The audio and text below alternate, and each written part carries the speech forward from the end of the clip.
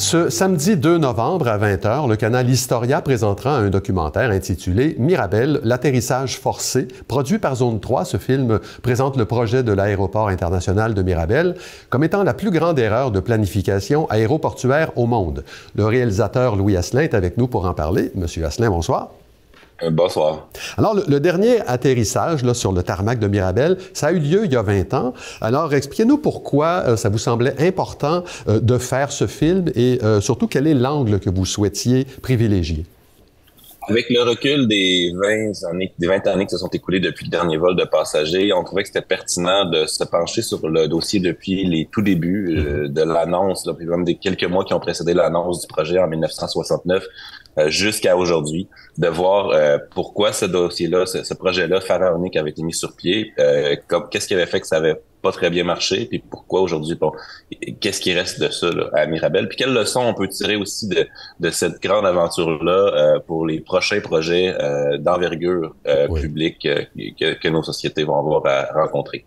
C'est un dossier, M. Asselin, qui a une certaine complexité, hein, vous avez dû vous en apercevoir en travaillant là-dessus, parce qu'il est à la fois économique, juridique, social et extrêmement politique. Comment vous avez fait pour naviguer sur ces eaux-là, tout en gardant le cap là, sur ce que vous aviez envie de démontrer? Avec la collaboration de mon équipe là, à la recherche puis à la production, il y a eu d'abord une espèce de débroussaillage depuis le début de ce qui a été écrit, ce qui a été dit, ce qui a été fait pour créer une espèce de synthèse, une ligne du temps finalement qu'on a suivi chronologiquement. Puis on avait deux réalités dans le documentaire. Le choix qu'on a fait, c'est d'avoir la réalité telle qu'expliquée par différents experts qui se sont penchés sur le cas, puis celle aussi des humains au cœur de ça, principalement les expropriés et leurs familles qui ont été déplacées massivement. Là, quand le projet d'aéroport a été annoncé, il y a eu une expropriation 6 fois plus grande que pour des projets similaires ailleurs dans le monde à la même époque. Donc, l'ampleur de tout ça avait eu des impacts humains, a encore aujourd'hui des impacts humains. Donc, c'était important pour moi d'avoir les espèces de deux chronologies parallèles, celle plus historique, factuelle, puis celle plus humaine. Parce que vous faites très bien là, la démonstration du fait que ça a été un échec là, sur le point de la planification. Mais avant, là, vous venez d'en parler un peu, mais avant de vous lancer là-dedans, est-ce que vous aviez déjà conscience de l'ampleur du drame humain qui s'est joué à Sainte-Scolastique dans ces années-là? Ben, moi, j'en avais entendu parler. Je veux dire, je suis né au début des années 80, donc j'ai pas connu, puis je suis pas de la région non plus de Mirabel ou même pas de la région de Montréal. Là, je viens d'ailleurs au Québec, mais comme tous mes projets, j'aborde le sujet avec la curiosité de quelqu'un qui veut faire découvrir à l'auditoire, au public, l'ensemble du dossier avec le plus grand niveau de détail possible que je peux mettre dans un documentaire d'1 heure pour la télévision. Donc, j'avais évidemment conscience, j'avais entendu parler de la parenté éloignée ou d'avoir lu des articles dans les médias sur ce qui s'était passé, grosso modo, à Mirabel, mais j'en savais pas les détails. Donc, je me suis lancé là-dedans là, avec une grande curiosité. Et sur le plan humain, comment vous avez réagi à tout ce que vous avez appris en cours de route?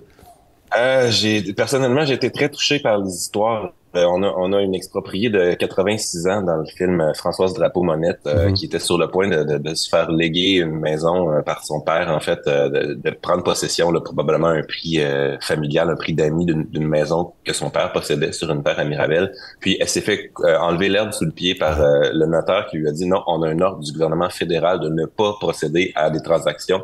Ça, c'était à la fin de l'année 1968. Puis l'annonce de l'aéroport a été faite au début 1969. Donc elle et son père ont été un petit peu mis au courant avant le temps de cette histoire-là qui s'en venait dans la région.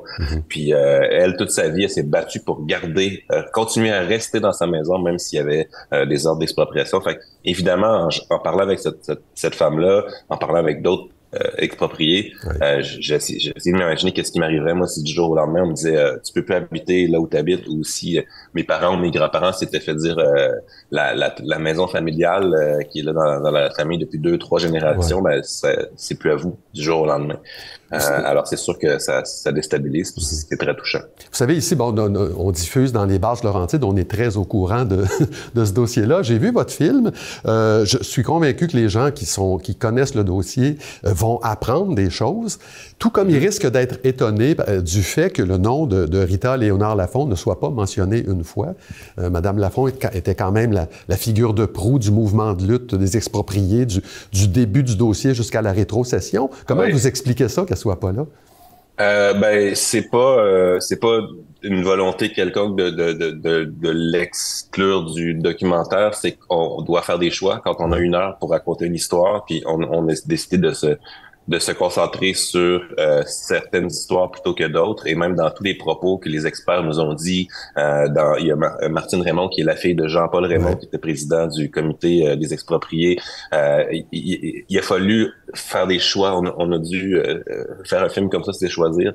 Donc, choisir, c'est de prioriser certaines personnes plus que d'autres. Puis on a décidé d'y aller avec l'histoire de Madame Drapeau-Monette. Dans la recherche que j'ai faite, j'ai essayé de voir aussi, est-ce qu'on a des voix qui ont été un peu moins entendues? Est-ce qu'il y a des gens qui ont quelque chose à dire? Puis puisque Madame Drapeau-Monette, elle est en ce moment à la tête du comité de commémoration de ce qui s'est passé à Mirabel. Oui, ça n'enlève rien à la pertinence là, de la présence de Madame Drapeau-Monette. On va être obligé de s'arrêter là. Je rappelle que votre film sera présenté sur Historia le 2 novembre. C'est Guy Roy qui est à l'animation, fait un excellent boulot. Monsieur Asselin, merci beaucoup d'avoir été avec nous. Merci à vous. Bonne journée.